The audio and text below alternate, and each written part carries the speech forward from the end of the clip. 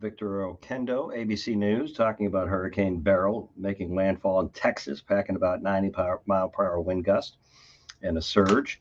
Good morning, New Hampshire. Good morning up into Maine. Good morning, New England. Good morning beyond. Hey, Alexa. Hey, Google. Play the pulse of an H. Jack Heath, the illustrious one, J Dog on the boards, coming off a big, pretty nice stretch of weather. July 4th break. Many of you really enjoying pretty much probably last Tuesday, Wednesday, right through the weekend. Of course, July 4th on Thursday. Weather's been really good. Now we're into the hot stuff again. You just heard in our local weather, especially steamy tomorrow will probably be the hottest of the next few days. But we're on that summer mode here. And enjoy it, I guess, is where we're at. But we're starting off on a Monday, coming off of July 4th. I hope whatever you were doing, I hope you had a really nice Independence Day, July 4th. A lot of people enjoying the summer thing now that we're there. A lot going on this morning. Gavin Newsom, the California governor, where is he? He's in New Hampshire today. That's interesting. Has a national pack. He's someone who could jump into this thing if Joe Biden were to take himself out. But Newsom, ironically, here is supposedly campaigning for Biden and Harris. It's been 11 days since that great debate, or the infamous debate, or the disastrous debate, whatever you want to define it. 11 days, and Democrats nationally and maybe locally are still debating, should Joe Biden go or should he stay? And it's a pretty awkward debate to be having at this point, but it's real and it's going on. And even Maureen Dowd is an interesting piece in the New York Times this morning, her piece. And of course, she comes from the liberal side of life, saying that Joe Biden, it's to the point where he should step aside. So we'll see where all this goes. I don't think he will, but what do you think? We'll talk about that a little bit. We have Paul Steinhauser checking in early this morning. I believe he's going to be checking in. He's on his way to Milwaukee. He reports nationally for Fox News and for us here in the 6 Hour studios. Good morning, Hampshire, the pulse of an H. Also, we're going to be hearing from Neil Levesque, Institute of Politics, talking about that Biden dilemma now for Democrats. It's really remarkable if you think about it. You have, there he is, J Dog. You have, well, we're going to go to Paul first, but you have this serious debate going on. Is the president cognitive enough? Is he physically, mentally alert enough to hang in the race? But who's asking the question? Can he do the job as president? There's a lot there. So we're going to check in with Paul. And Paul Steinhauser reports nationally for Fox News and here for us in the 6 Hour studios. And Paul's on his way tomorrow to Milwaukee, but joining us this morning. Good morning, Paul. I'm okay. Thank you for asking. So interesting. Gavin Newsom in New Hampshire today. That's the schedule. But the debate, since the debate for Democrats, since the debate, if you will, Paul, continues to be, should Joe Biden step aside or should he stay? And it's kind of continuing into the second week of it.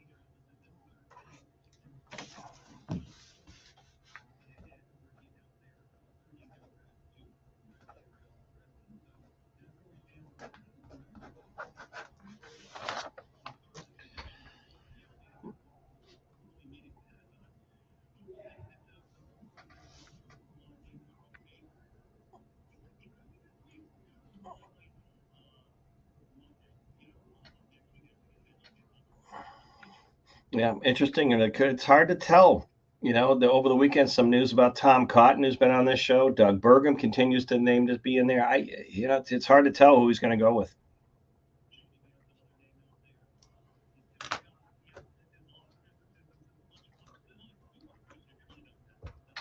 Yeah. All right. Thank you, Paul. Paul Steinhauser headed to Milwaukee ahead of the convention really, it's a clock thing, right? It's a clock thing as we go to our next guest, Neil Levesque, St. Anselm College Institute of Politics. It's a clock. Life's a clock. Let's be honest. Life's a clock. We're always on the clock. And for the Biden camp, he's on the clock. Can he hang in there till the convention? Because it's going to be a pretty contentious convention if this debate continues, even if Vice President Harris is staying loyal to the ticket, if you will. Gavin Newsom in New Hampshire today. But what an awkward way to go into a convention where the main debate is not about what are the top platforms for the economy, this immigration policy, healthcare, education. The debate really within Democrats is, can Biden stay on the job? Is he fit enough mentally and physically to do this job? And it's not going away. It's becoming rather a problem. But can the clock get to the convention, and then after the convention, you're not that far away from, believe it or not, the final few months of this race before the fall. I personally still question if anything other than Joe Biden hanging in there is the reality of this. But I think any Republicans out there, or Trump people, or moderate people who are not fans of Joe Biden and you want something different, you probably should hope that Biden hangs in there, because he's a beatable candidate. He's exposed now. The whole thing's exposed. And Trump is gaining ground. He's gaining ground in the swing states. Hasn't even named his running mate yet. They should probably, Republicans, and if you're on the Trump side, you should be probably worried if Biden steps aside, who's gonna step in there. And that might be be careful what you wish for, because that could be a road that might be precarious. But let's go back to Neil Levesque. Neil, you read the Maureen Dowd piece. I think it's telling.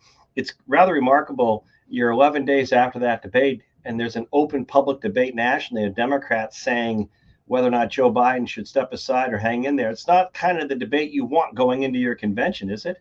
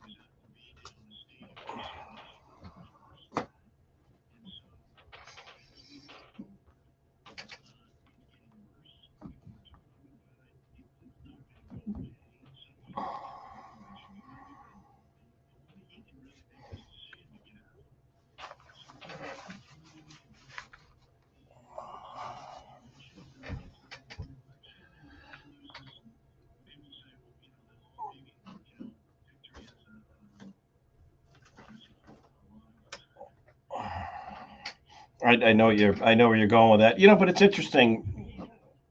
It Right.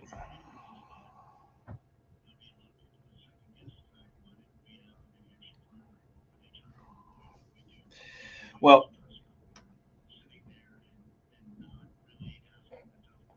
and by the way, shame on the White House press corps. Shame on the White House press corps for being, basically browbeaten, intimidated by the Biden White House press handlers. If you ask a fairly good question like Sam Donaldson used to, or Cokie Roberts, or any of the big good ones when journalism was alive and well, and they asked a tough question of the president, they didn't shrink away.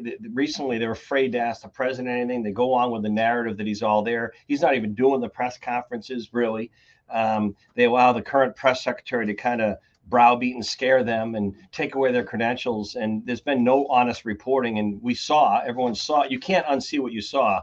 The other point, though, Neil, Maureen Dowd in this piece in the New York Times makes about it's time for Joe Biden to step aside, is anyone who has a loved one who's aged like and is having real physical and mental type challenges on getting older with memory loss, dementia. I'm not a doctor, I'm not a clinician, I can't diagnose this, but we know it goes one way. As Maureen Dowd said, it goes one way, and it goes one way fast. A week becomes a month becomes 6 months. It goes very quickly. And I don't know how long you can continue to mask and hide this. But at the same time, I don't know what the process would be. Joe Biden would have to agree to give up his hold on the party and his delegates. He would have to agree that he's going to release them at the convention. I would imagine Vice President Harris is first in line. She's not going to acquiesce to Gavin Newsom or anyone else. You're going to have a Hatfield-McCoy food fight at the Democratic convention if it's brokered.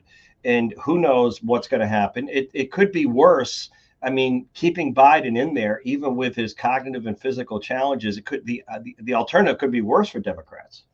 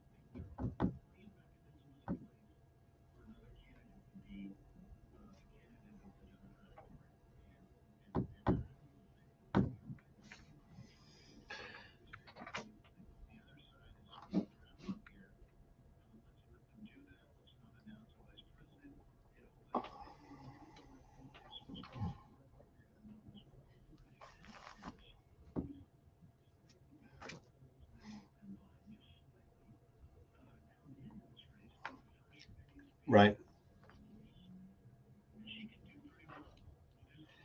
Well, but again, Jill and Joe Biden, or Joe Biden and Jill Biden, are going to have to give up the keys to the Corvette for that to happen.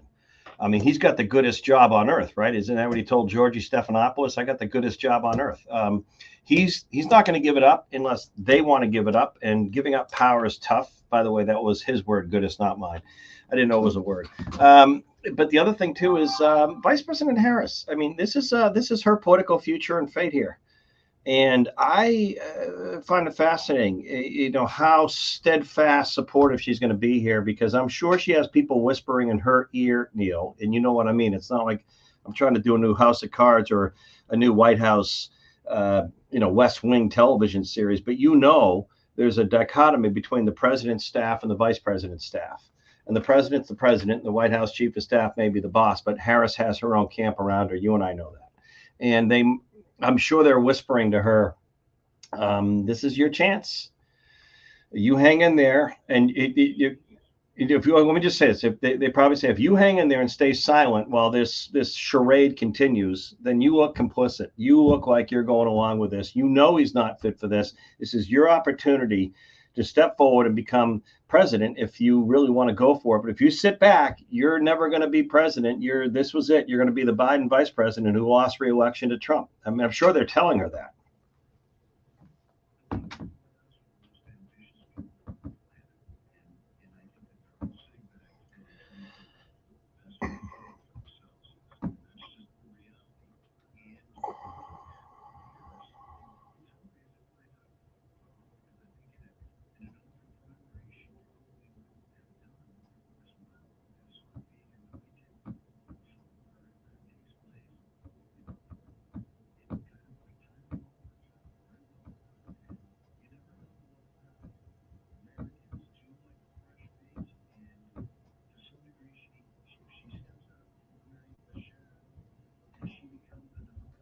Yeah.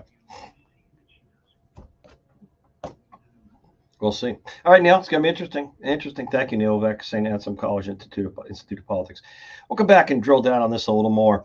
Coming up this morning, we have a couple of other contributors, Michael Graham, New Hampshire Journal, Doug Tangden, World Market Advisors, talking about, is the economy starting to slow with the big money? I'm talking about folks that have been buying homes from other states like in New England, New Hampshire, and Maine. People with the toys. Are things starting to get a little tighter? We'll slow down. We'll see. Top of the 10 o'clock, we'll have Aaron Rial, NBC News Radio national correspondent, or in the 10 o'clock. This morning, we're also going to hear from our friends at Lakes Region Community College, talking about their effort to really get more options that are affordable for people to have their education. Get their education and get jobs as this inflation continues to grab hold, or not let go, if you will. 11 o'clock, Tim Wade, our friends at M&T Bank, are talking about another CEO you should probably get to know. Hey, Google, hey, Alexa, play the Pulse of an H. Back on the show in a moment.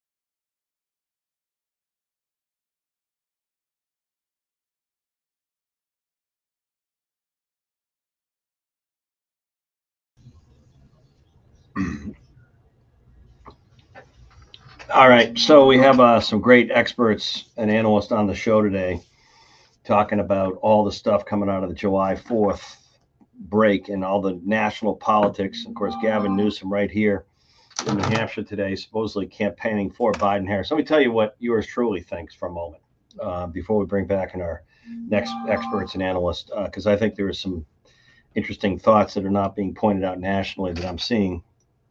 Number one, on a local front, before I tell you what I think is really going on here, I do think there's an opportunity in the Democrats' gubernatorial primary between Joyce Craig and Cindy Warmington for Warmington to actually break out a little bit and fall into the camp of one of the Democrats who's questioning if Biden, for the better part of this country and the party, should step aside. And if she raises that as, even though she's not going to influence this, and I don't think it's going to happen, I think it would distinguish her from Joyce Craig, who seems to have the support of sort of the former Democrat state bosses or current powers to be in the state Democrat party. Certainly, Warmington has support.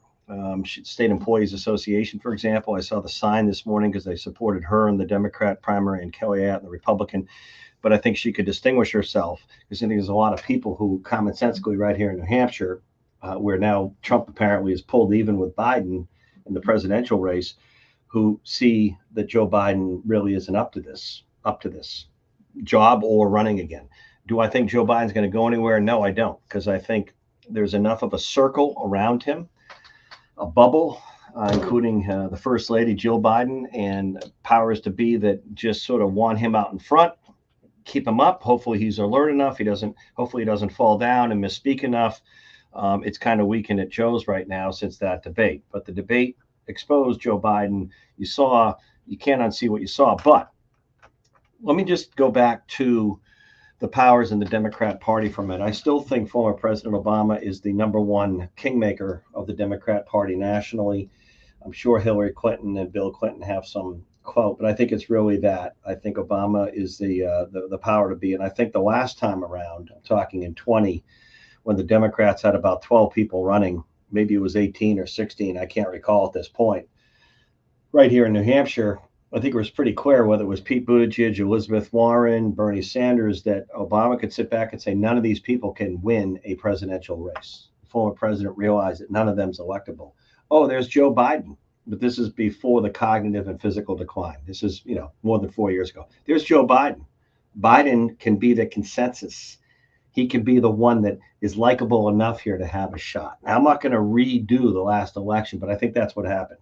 So now what happens is after Biden gets in there, 4 years is 4 years. We saw the difference on the debate stage a week or so ago.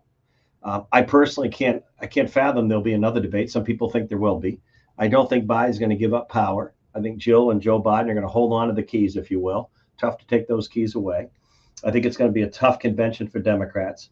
I do think Biden is beatable, quite beatable this time by Trump, and Trump is gaining steam, regardless of who he picks as a running mate. And I think people are looking at what's broken. No one's talking about what's broken. This is the problem for the Democrats and Joe Biden. What's broken? And if you're going to run again, which you are, and he never could say it in the debate the other night because he couldn't finish a coherent sentence, what are your top 2 or 3 things that are your priorities in your second term? What are they?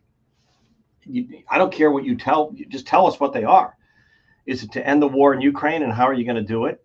Is it to bring peace to the Middle East? How are you going to do it? Here at home, are you going to reduce fentanyl overdose deaths? Are you going to tighten up the border even more? And what about inflation in the economy? People can't afford anything anymore. What is your plan for a second term, Joe? And right now, the problem is he can't give that answer because he's fighting his own party. He's fighting his own family to stay at the head of the table. That's a tough way to go into Thanksgiving or family dinner at a convention when you're trying to convince your own team that you can do the job. That's his path to reelection, convincing his own team, I can do this. Don't give up on me. I know I was terrible in that debate, but I really know where I am and who I am. That's a tough way to go into a reelection, and it's not winnable. If you can't, I don't mean to bring this up, but I'm just telling you how I see life. I watched a little bit of the Wimbledon tennis, which I haven't watched in a lot of years. Been some great, exciting matches on the women's side and the men's side. I was watching, you're going to have to help me out here. one of our American players, I forget her name, is playing a young Italian star, and she pulled like a hip muscle coming off a serve, and you could see, and it was near the end of the match, you could see she was hurt. It's a tough way to finish a match when you're hurt.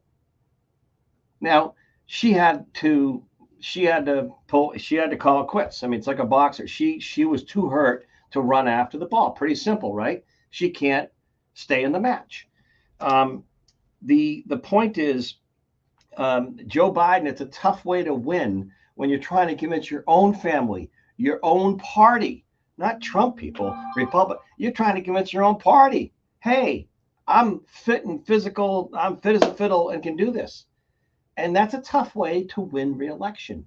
The other problem Joe Biden and I think Vice President Harris have is the convention's real close, but the fall is still far enough away that how do you keep Joe Biden in the Oval Office without stumbling or bumbling in public? How do you do it? Do you hide him until between now and November? Remember what a week at Camp David did for his debate prep?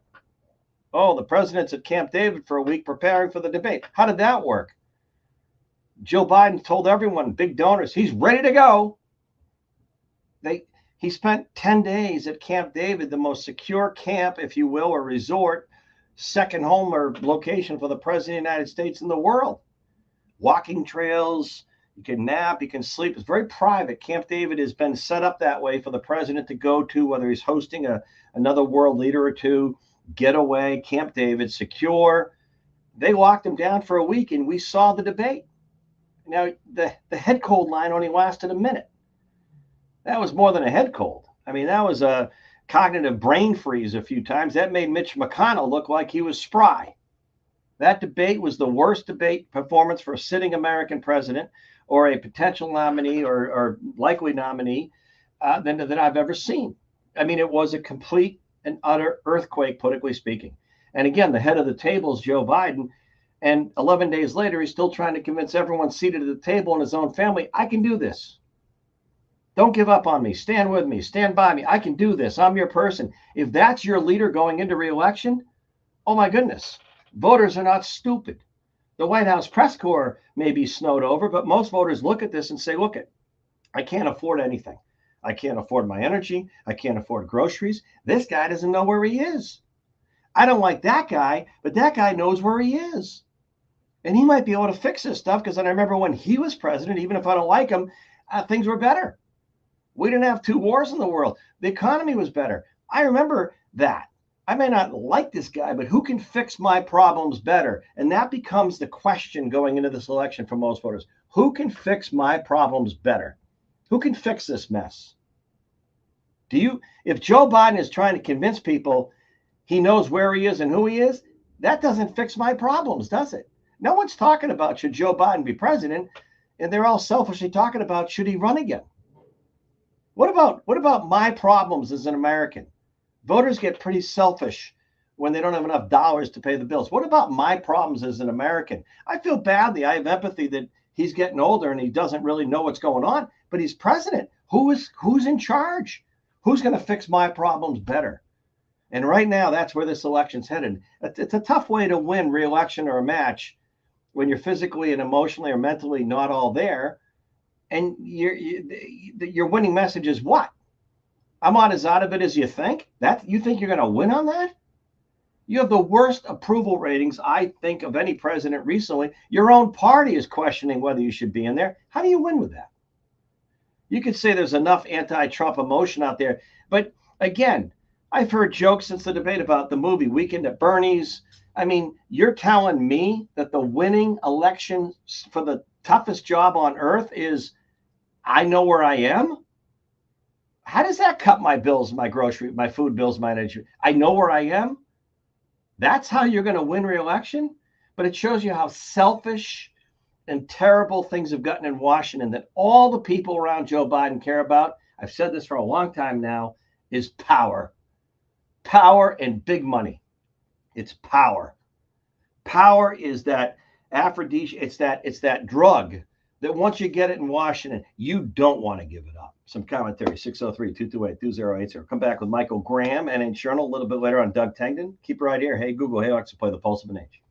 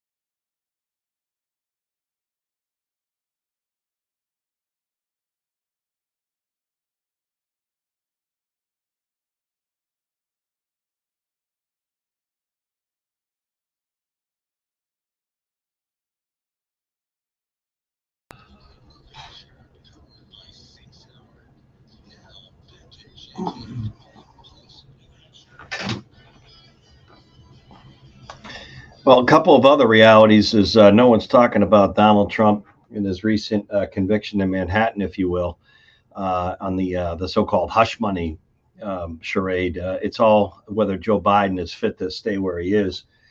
I don't think he takes. I don't think he takes himself out. I think it's pretty hard to push him out. But Michael Graham, NH Journal, NHJournal.com, has a great piece exactly about that question, and he's got some great pieces in there that put a puzzle together that I think it's more of the same. Good morning, Michael.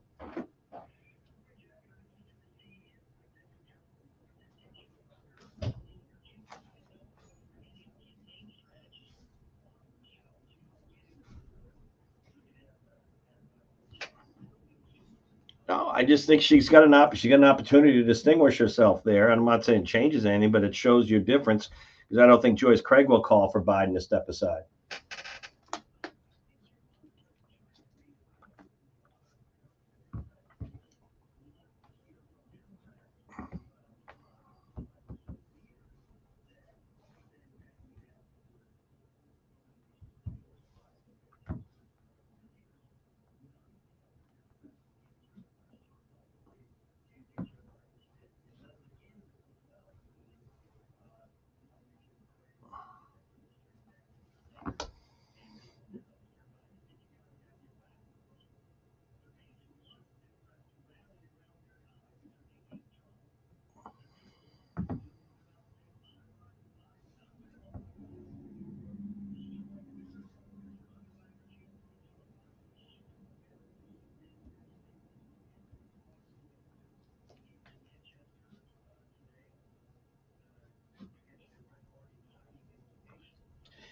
Michael, Michael, you know what's funny though? This is the problem.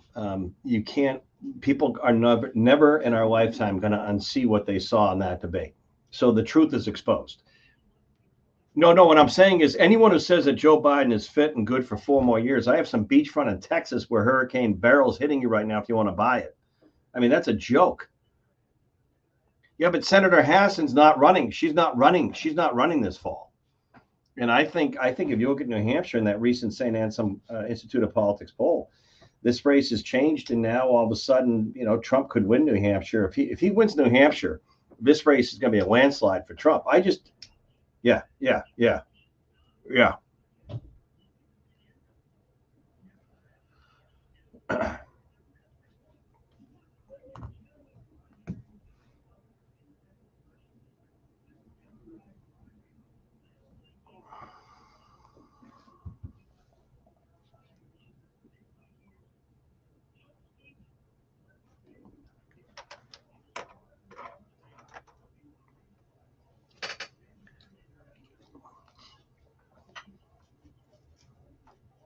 Right. Yeah, he's a national security advisor, and thank goodness there's some young, good, sharp people around him. But it's. Go ahead, go ahead.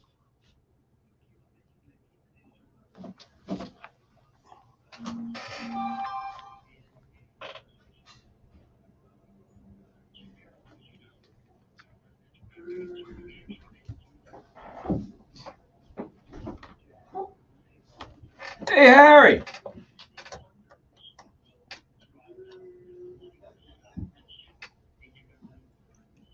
Right.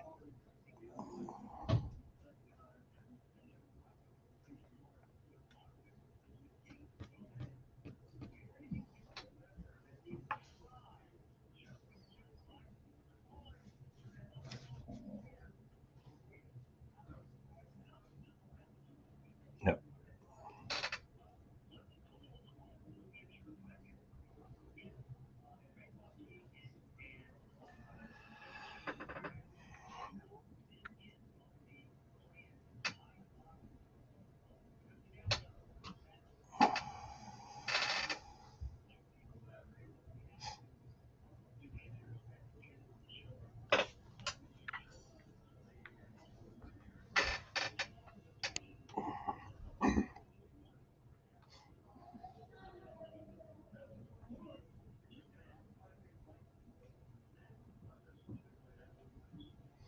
Well, this is fascinating.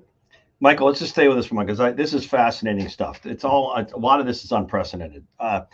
You said, how do you pry the power out of the question we've been asking? How do you convince the Bidens to give it up?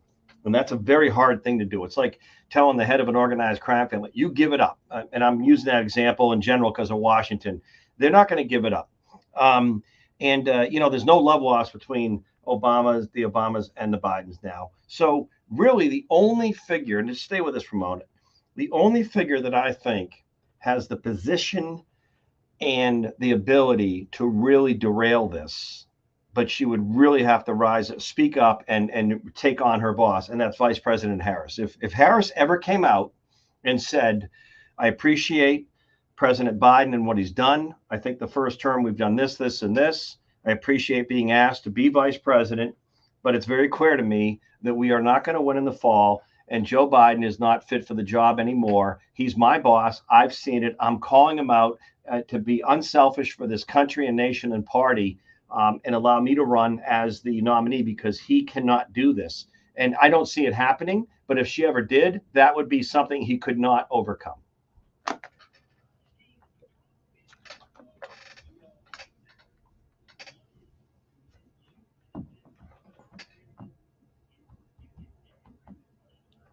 Yeah, correct. Good point.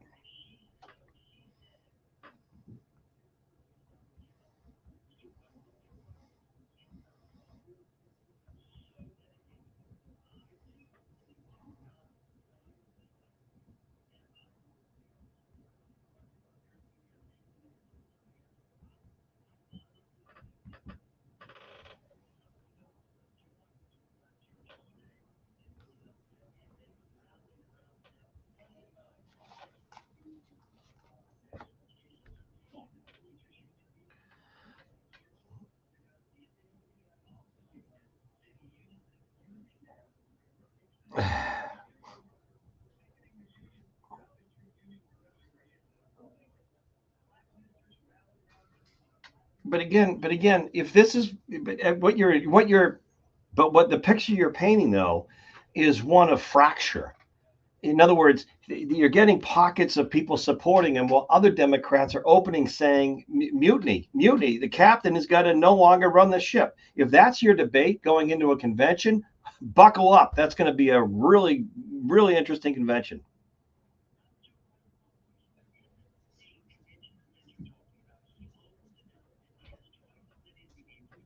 Yeah. Oh no, no, no. I understand the nomination. I understand the nomination's his. But how do you win re-election? Like I said earlier, if people are struggling, if the middle class is struggling paying food, grocery, and energy bills, and they want their problems fixed, and the Democrats are debating if Biden knows where he is or who he is, that's not a winning message.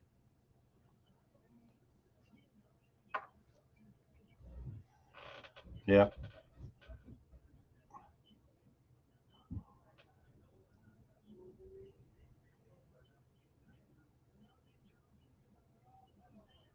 yeah, yeah.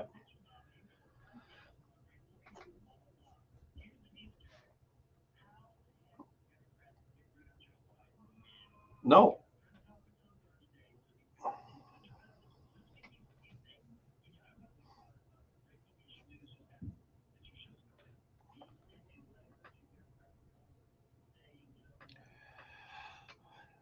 yeah,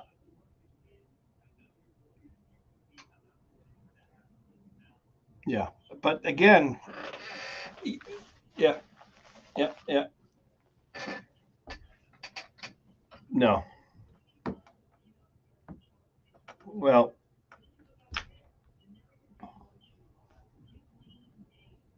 right.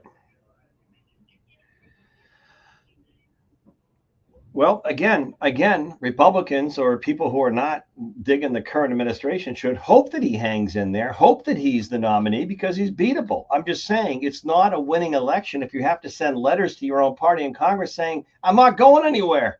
Rumors of my demise are premature. I'm running the family. I'm running the show here. I know where I am. And the problem is between now, every week, whether he did. I mean, let's just cut to the chase. George Stephanopoulos is a former Democrat, in the White House, Dick Gephardt guy. Now he's a whatever with ABC, a friendly, personable interview. And you almost do more damage coming out of that when you make up words like goodest. Every time Biden speaks between now and November, there's going to be a flub up.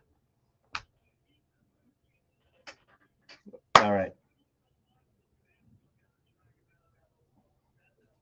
Wait till one of these events at the convention, and he's telling everyone why he's running for the U.S. Senate again. Or people are going to say, "What did he just say?" All right, thank you, Michael. Yeah, the goodest job, the goodest candidate. All right, hey, we're going to take a quick break. Good morning, New Hampshire, the Pulse of an H. When we come back, Doug Tang and talk a little bit about is the big money slowing down that's been propping up this economy. That's coming up next.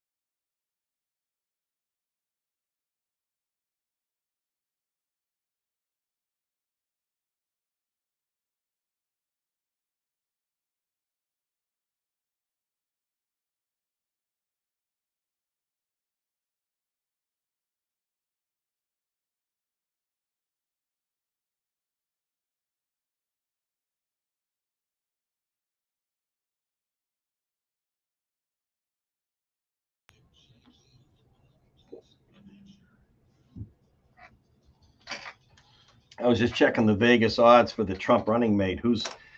Whether it's Tom Cotton, JD Vance, who's got what are the odds makers? They're pretty good at this. But leave it to Trump. Probably he's the only one who knows, right? He's the master of marketing. He'll surprise someone. All right, Doug Tengden, worldmarketadvisors.com. Our economist looking at a new week after July 4th. Doug, I may be wrong. We can talk about hurricanes and the impacts on local economies because we know what that is.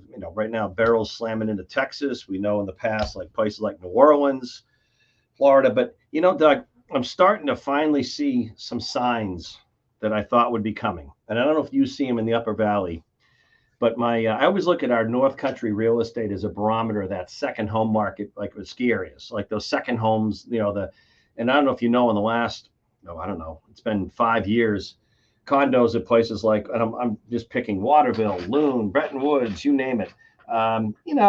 8 to 10 years ago, 6, 7 years ago, you can get something 200 or 300 grand second home. Then they jumped like 3 times that. Now I'm starting to hear from realtors no one's really inquiring right now. Things are slowing in the North Country for that second home market. And also I look at things like boating, Seacoast, who's renewing slips, who's selling boats, because these things are the disposable big items, right? I'm starting to see that sort of bigger money pool tighten up a little bit. I'm starting to see signs of that. I may be way off, Doug, but I'm going to let you run with everything else.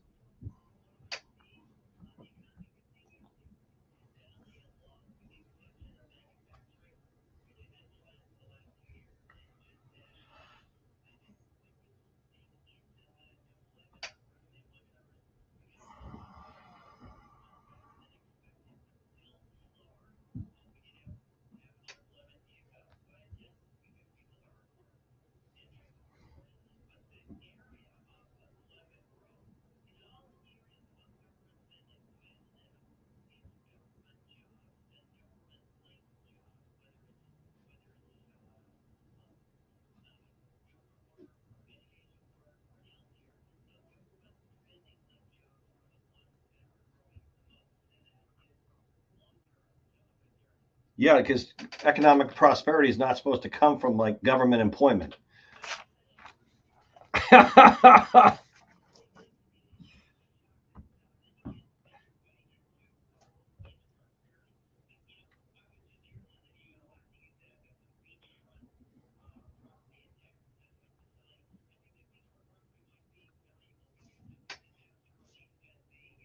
Oh yeah, good point too, Doug. What else? What else? Anything else catching your eye? Things we should keep an eye on as we kind of roll into summer here?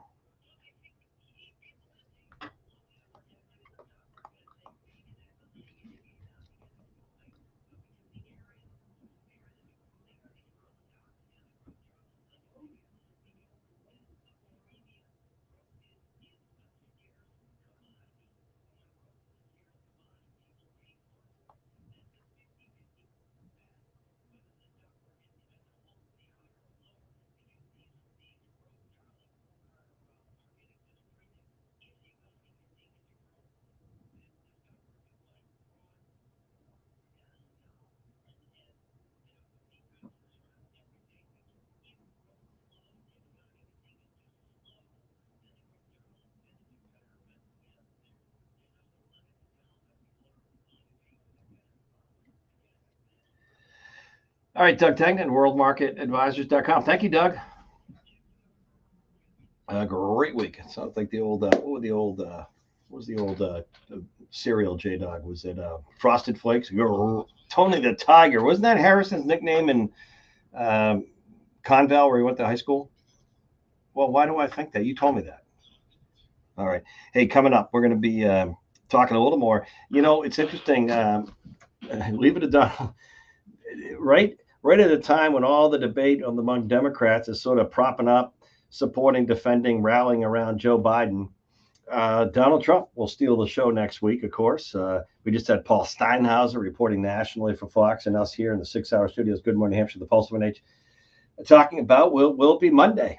When will Donald Trump announce his running mate? Because we know the running mate of Joe Biden and the Vice President Harris, they're an incumbency. They're running again. I think, it's tough to set a new table at this point for the Democrats. Be careful what you wish for. But the Republicans, Donald Trump still has that news story to make. Will it be consequential? You know, a lot of times the VP choice is not what people vote on. People look at that person at the top of the ticket, but this one could be interesting because of, you know, this is it, obviously, for Joe Biden and Donald Trump. So we'll see. Who will it be? Would it be J.D. Vance? Will it be Doug Burgum? Will it be Tom Cotton? Will it be, who will it be? I don't know. Sarah, you know, the governor of Arkansas, Sarah Huckabee Sanders. It's a tough one to pick, but there's a lot of good choices there. But that's coming up. Hey, go Hayhawks to play the pulse of an age. 10 o'clock hour coming up next.